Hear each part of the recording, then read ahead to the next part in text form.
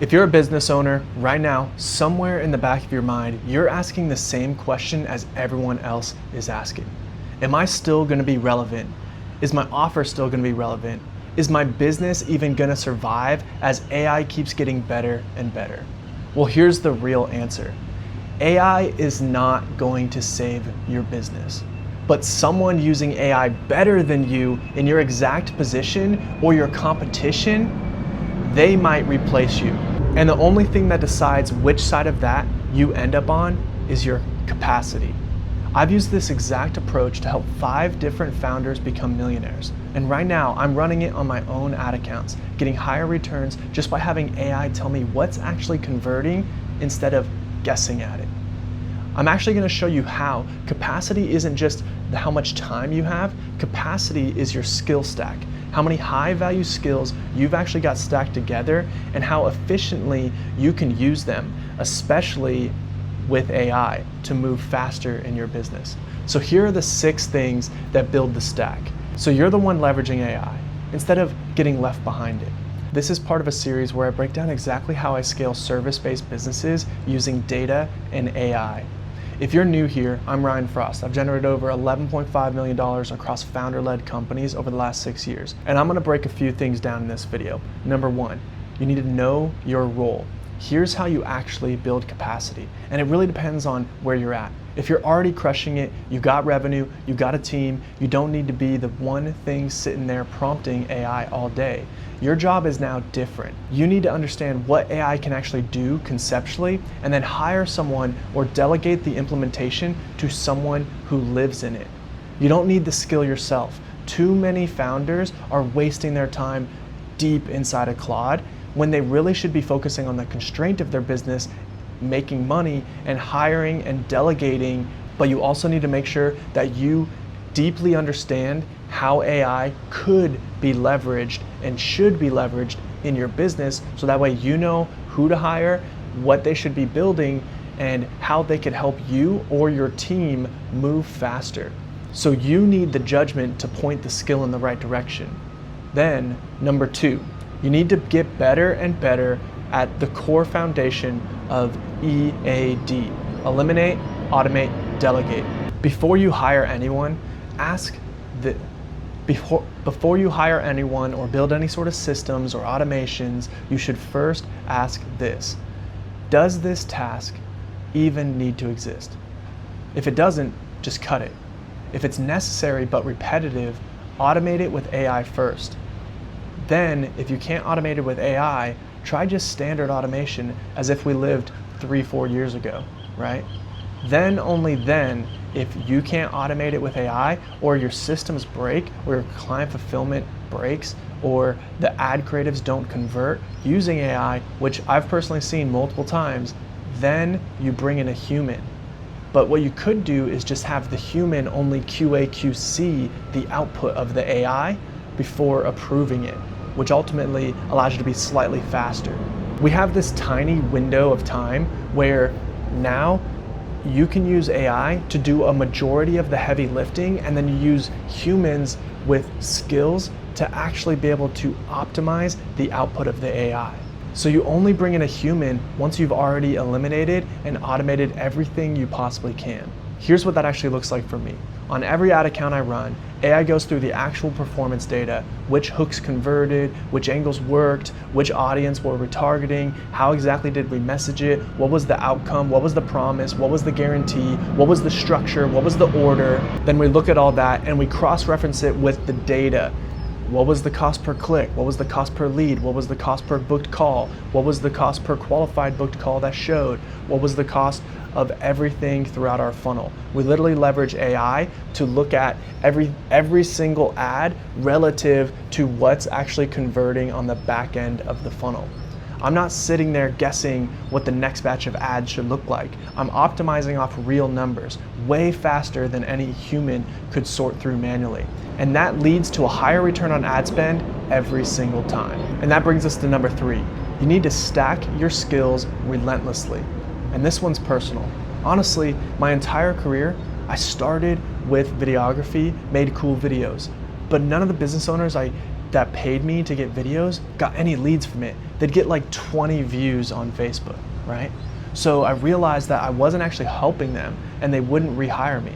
So that's when I was like, oh, they need a website. That's the problem, is they don't know, like, they have nowhere to like point the video to, right? So then I learned how to build websites. I got really good at building websites. I built over 300 websites, but still I realized that I wasn't actually solving the constraint of their business, which was leads and sales and conversions. So the business owners that I helped had the same outcome, where they'd have this beautiful website, but no one was going to it. There was no traffic. So I learned advertising. That brought in some traffic, but brought traffic into a bad funnel into a website. And so that's where I had to learn how to build funnels and target a specific audience with the funnels and convert them in a specific way. So that's when I leaned in heavily into paid advertising, which brought in some traffic, but traffic into a bad funnel with bad copy just dies on the page and no one converts. So then I learned how to build funnels, and I needed to learn even harder how to convert using copywriting, right? And so that copywriting skill is one of the most important skills for conversion rate optimization, because that's how you can optimize exactly who you're targeting to and point them into the funnel and get them to convert in a specific way that you want to, so that way they can hopefully end up purchasing at one point. Which then led me into a new problem. I was converting leads, I was generating leads for these businesses, but they weren't doing anything with them. And so I realized, it's probably because they're sending them to their email, or they're sending them to their spreadsheets or other things like that. So that's when I learned that we need to be able to manage these leads. How are other companies doing that? Oh, they're doing it through CRMs, right? And so I would build these custom CRMs for people. Then I realized after that, they wouldn't actually call or text the leads. And so then I had to teach them, all right, here's how you call the leads. Here's how you get them to be interested. Here's how you get them to show up to the call. And I had to learn how to optimize show rates. And so then once we finally started getting booked calls for all the different founders I was working with, I realized that they were taking every single call themselves, and they were wasting their time on a certain amount of leads, and they were simply just running out of time. We couldn't scale them more, especially with rev share, where that's the most important piece to me, is the more money they make, the more money I make. So what did we have to do? We had to hire and build a sales team. So I then again had to increase my skill stack to understand how to hire, how to train, recruit, and how to encourage these sales reps to actually start converting leads themselves, because it's drastically harder to get someone else to sell for you when it's your first time doing it, right? And especially when it's their niche business. So that's why you have to be able to translate from the founder into the sales team and get them to convert prospects at as high of a rate, if not higher, than the founder originally could. Then as soon as we started solving that, businesses started falling apart, because we'd bring in so many new clients that the client fulfillment and the back end would break. So then the founder ended up needing help with that, and I had to learn how to optimize systems and delegation and automation on client fulfillment, so that way then we could scale even more, so I could make more money. So guys, the whole moral of the story is that skill stacking is important. And in the age of AI, you just simply need to have the same skills. The skills haven't changed. It's just a matter of how can you layer AI to handle some of those skills, or optimize those skills faster with you and with the people on your team. Every single one of these skills existed because the last one exposed a brand new constraint. That's not a coincidence. That's the exact same process I walked through in my last video: skill stacking and constraint solving. At the end of the day, they're the same muscles. 5 founders, millionaires, not because of anyone's skill, but because of how many of them they were able to stack on top of one another. And that brings me to number 4, layer AI onto the skills you already have. So what actually changed here? Take a second and really think about it. It's not the core skills. You still have to understand marketing, sales, operation, fulfillment, customer service, leadership. None of those have moved or changed in decades. What's changed is that every single one of those now needs a layer of AI sitting underneath it.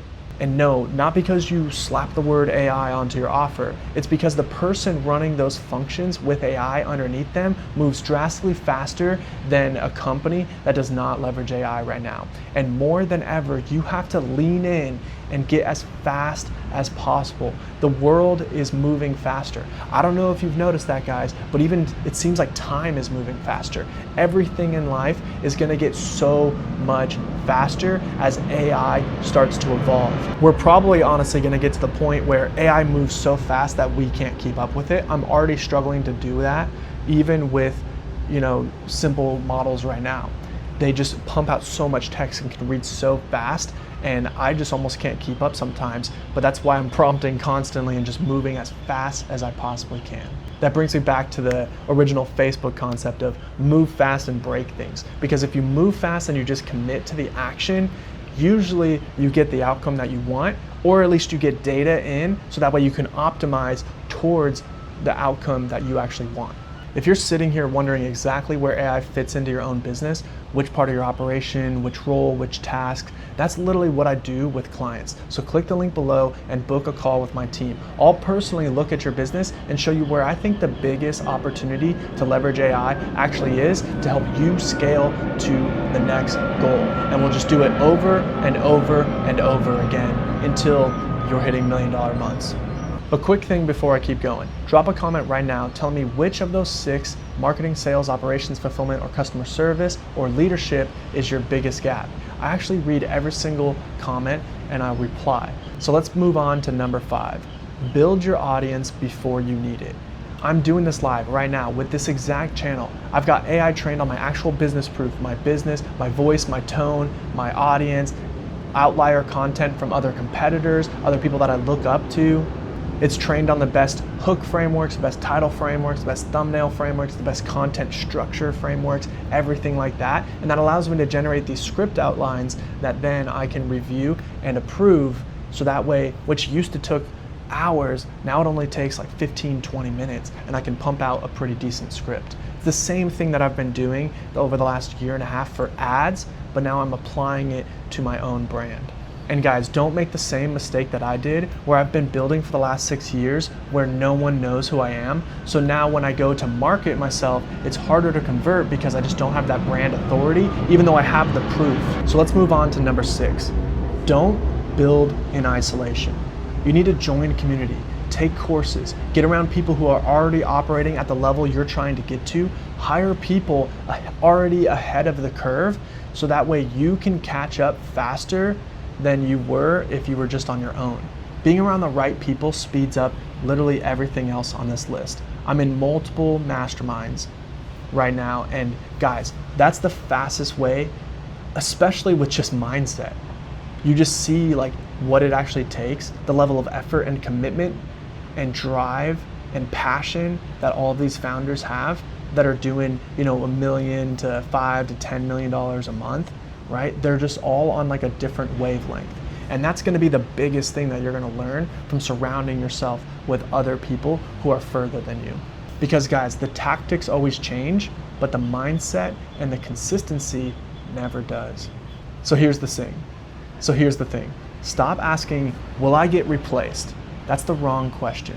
Here's the right one. Go look at your business right now, today, and ask yourself, which part of it could I hand off to AI tomorrow? Not 5 years from now, tomorrow. Look at your team. Which person on your team is spending hours a week on something AI could already be doing in minutes? That's not a hypothetical. That person exists on your team right now, and you probably already know who it is. Or if it's just you need to sit back and figure out how you can move faster by yourself. And look at your own day. What are you doing right now today, manually, that's eating hours of your week that AI could just take off your plate? It's not always about replacing someone. A lot of the time, it's about freeing up the person who's already good so they can spend their time on the one thing that only they can do, instead of drowning in the stuff a machine could have handled. Because here's what's actually true. While you're sitting there deciding whether any of this matters, someone else in your exact market is already doing it. They're already taking action. They're already moving fast and breaking things. And the gap between you and them is gonna feel small only for a short time, because they're gonna start moving so much faster than you that you're gonna be like, how are they possibly doing this? And you're gonna feel behind. So you need to start taking action with AI to scale your business right now. literally after this video. You have to stop, or just stop this video right now and just go and do it. And if you want help actually figuring this out in your own business, where your biggest capacity gap is and exactly how to close it with AI, click the link below and book a call with me directly. You'll be talking directly to me. Pick one this week, your business, a team member, your own day. Find the one task that AI could take over right now and go and build it. If you don't know exactly how to do that, then surround yourself with people like me to be able to help you figure out how can you move faster with AI. So again, guys, if you need help with this in your business, schedule a call and I'll just try to provide as much value as possible. And if things make sense, maybe we'll work together on helping you solve those constraints leveraging AI. Or if you just want to keep trying to figure out exactly how to do this before ever talking to anybody, just keep watching how I'm building my businesses in real time across ads, content, and my peptide company, Expert Health, right here on this channel. If this helped, go watch that video right behind me next. It's going to help you move even faster than this one will alone. Drop your capacity gap in the comments below, and I'll see you in the next video.